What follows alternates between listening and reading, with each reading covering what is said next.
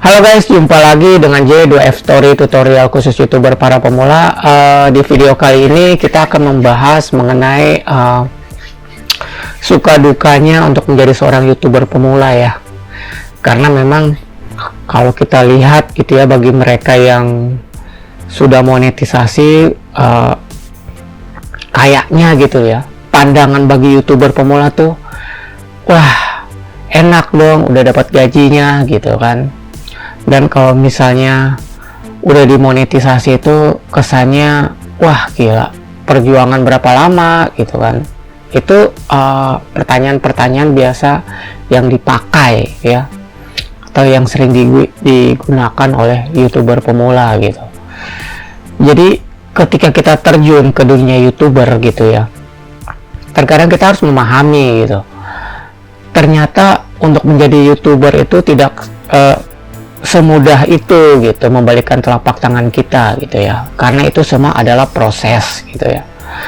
Jadi kalau misalnya kalian pertama kali terjun ke YouTube dengan diiming-imingi dengan jutaan, ratusan juta untuk gajinya nanti ya, karena ya tentu bagi mereka yang belum melihat keadaan YouTube itu seperti apa saat ini, mereka pasti akan menduga gitu, wah kalau udah monetisasi gajinya bisa jutaan ya. Itu yang terlintas di pikiran mereka gitu ketika mereka belum menyentuh YouTube gitu. Tapi setelah mereka mencoba mencari tahu keadaan situasi YouTube itu seperti apa, ternyata setelah mereka udah masuk dan terjun di dalamnya, ternyata tidak sesuai dengan ekspektasi teman-teman. Karena kalau kita lihat di YouTube gitu kan, banyak tutorial-tutorial memberikan gambaran dengan menggunakan metode ini, dengan menggunakan hal ini, dengan cara ini bisa menghasilkan puluhan juta gitu. Itu bohong teman-teman semuanya. Jadi begini gambarannya teman-teman, kalau kalian emang niatnya pengen punya penghasilan yang gede gitu ya, atau kalian ingin punya penghasilan yang besar ya, kerja gitu loh. Pada dasarnya di YouTube ini itu hanya sampingan gitu, atau itu hanya sekedar hobi saja gitu.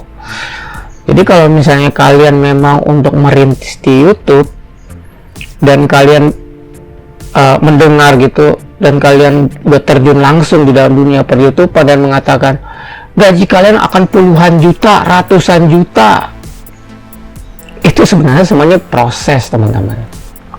Karena begini, kalau bicara YouTube itu ada yang namanya geografis gitu loh.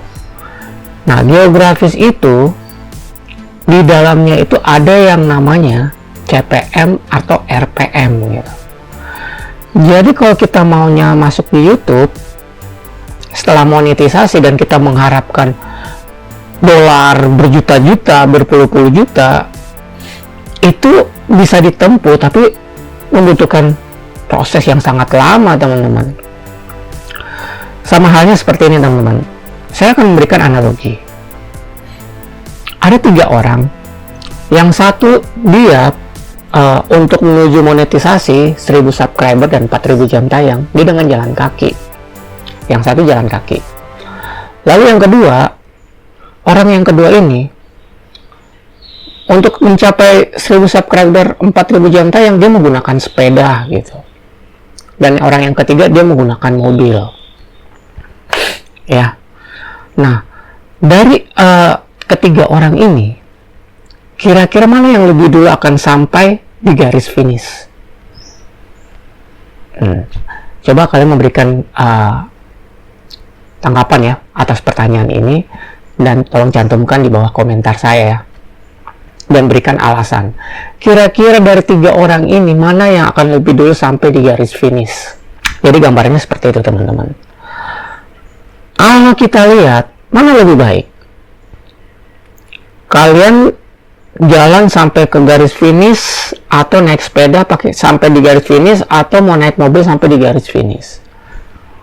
Karena kita masing-masing orang yang terjun ke dunia YouTuber itu backgroundnya beda-beda gitu loh. Contoh, langsung contoh kasus aja ya. Misalnya saya nih, saya bukan seorang tokoh, saya hanya rakyat biasa, saya tidak dipandang orang, tidak dikenal orang, hanya lingkungan saja yang dikenal gitu. Dibandingkan dengan Raffi Ahmad gitu. Dia seorang artis, dia juga seorang selebritis yang terkenal gitu ya. Dia juga semuanya ada. Dibandingkan dengan saya gitu. Kira-kira gambarannya sampai di garis finish siapa yang lebih dulu? Jadi dalam dunia YouTube seperti itu teman-teman. Bukan langsung menjadikan saya menjatuhkan moral kalian gitu ya. Enggak, saya tidak menjatuhkan moral kalian gitu, bahwa emang nggak bisa saya ini jadi seorang YouTuber atau monet. Bisa, tapi kan masalah waktu.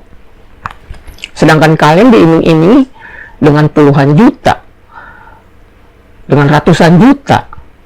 Pertanyaannya itu gitu loh. Yang jalan kaki, naik sepeda, sama naik mobil. Untuk mencapai 1000 subscriber atau 4000 jam tayang, oke, kita hapus deh, anggap aja untuk mendapatkan 10 miliar gitu loh. Jalan kaki, naik sepeda, naik mobil. Siapa yang lebih duluan? Di YouTube seperti itu teman-teman. Karena YouTube itu adalah platform bisnis. Kenapa saya katakan platform bisnis? Karena dia tuh mengharapkan membayar kalian dari kalian sendiri, usaha kalian sendiri gitu. Dari penonton untuk konten kreator gitu. Dia hanya seorang pihak ketiga gitu. Dia akan membagi hasil dengan kalian gitu. Nah, sekarang kalian punya keahlian apa gitu? Mau dapat 10 miliar? Bisa, semua orang pasti bisa sampai 10 miliar. Masalah waktu teman-teman. Masalahnya di waktu. Siap nggak gitu loh. Jangan muntaber gitu. Ini bahasa insan tutor nih. Jangan muntaber, tiba-tiba di tengah jalan mundur tanpa berita gitu. Jadi begini teman-teman. Kalau kalian memang untuk terjun di YouTube gitu loh, jadikan YouTube itu hanya sekedar hobi saja. Syukur-syukur kalau memang ada penghasilan lebih dari YouTube, itu dapat membantu kehidupan atau ekonomi teman-teman gitu. Memang di YouTube itu juga butuh perjuangan gitu, tapi itu butuh proses gitu. Kesusahan YouTuber pemula untuk mencapai 1000 subscriber dan 4000 jam tayang gitu, kayaknya berat banget gitu ya. Kalau subscriber sekarang kalau cari kayaknya gampang banget lewat short aja gitu. Sedangkan untuk mencari jam tayangnya itu kayaknya mesti jatuh bangun, nggak tidur-tidur. Kadang-kadang di komunitas saling oplos gitu kan. Nggak nyampe-nyampe juga. Akhirnya oplos sendiri gitu kan. Sedangkan metode oplos itu ada efek sampingnya juga sebenarnya. Kalau misalnya kalian menggunakan metode oplos sendiri, lebih banyak persennya dibanding kalian melakukan gotong royong setelah monetisasi. Seperti kata insan tutor bilang, merongos dan meringis. Gitu loh teman-teman. Jadi oke. Jadi solusinya gini teman-teman. Kalau kalian sudah terjun di dalam dunia YouTube, tetaplah berkreatif, berkreasi, lakukanlah sesuai dengan hobi kalian gitu. Jangan jadikan YouTube itu menjadi suatu kunci utama dalam ekonomi teman-teman gitu. Karena YouTube itu adalah sebuah proses untuk menuju ke garis finish tersebut gitu. Kalau kalian memang benar-benar ada pekerjaan di luar sana, di dunia nyata kalian, lakukan saja. YouTube itu hanya untuk sampingan kalian. Karena YouTube itu hanya memberikan tambahan-tambahan informasi, kalian juga bisa belajar di sana, kalian jadi bisa mengenal informasi di luar sana gitu. Jadi solusinya seperti itu teman-teman. Untuk video kali ini cukup sekian. Semoga ini menjadi gambaran dan renungan buat teman-teman untuk sebagai pembelajaran bahwa untuk menjadi seorang YouTuber itu tidak semudah membalikkan telapak tangan. Tapi buat teman-teman yang sudah terjun di dalam dunia YouTube, tetap semangat, tetap konsisten mengupload, dan sukses selalu. Salam dari J2F Story Tutorial, khusus YouTuber para pemula. Bye.